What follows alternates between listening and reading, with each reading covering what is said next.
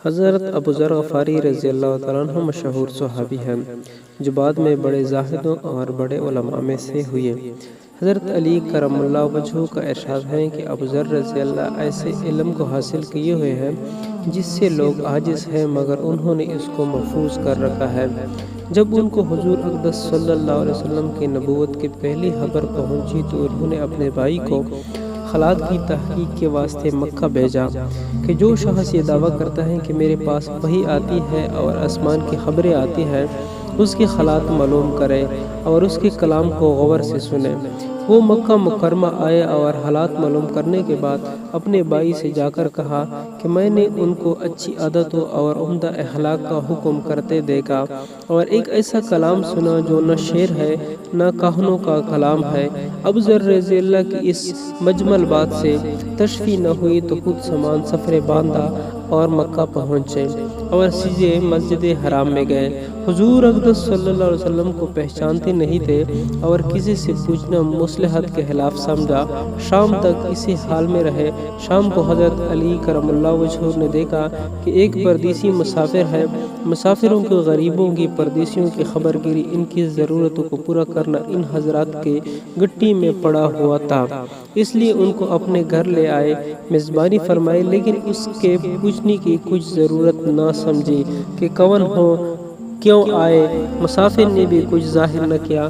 صبح کو پھر مسجد آ گئے اور دن بھر اسی حال میں گزارا کہ خود پتہ نہ چلا اور دریافت کسی سے کیا نہیں۔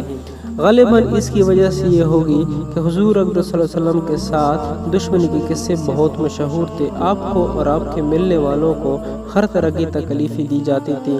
ان کو خیال ہوا کہ صحیح حال معلوم نہیں ہوگا اور بدگمانی کی وجہ سے مفت کی تکلیف علیحدہ رہی۔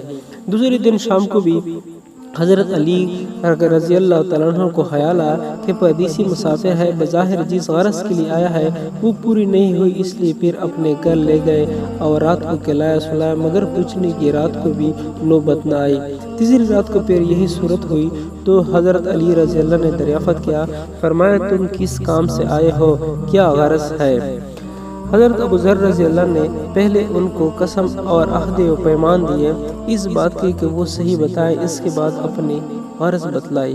حضرت علی کرم اللہ وجہہ نے فرمایا کہ وہ بے شک اللہ کے رسول ہے اور صبح کو میں جب جاؤں تو تم میرے ساتھ چلنا، میں وہاں تک پہنچا دوں گا، لیکن مخالفت کا زور ہے، اس لیے راستے میں اگر مجھے کوئی شخص ایسا ملا جس سے میرے ساتھ چلنے کی وجہ سے تم پر کوئی اندیشہ ہو تو میں پیشاب کرنے لگوں یا اپنا جوتا درست کرنے لگوں، تم سیدھے چلنا، میرے ساتھ ٹہرنا نہیں، جس کی وجہ سے تمہارا میرا ساتھ ہونا معلوم نہ ہو۔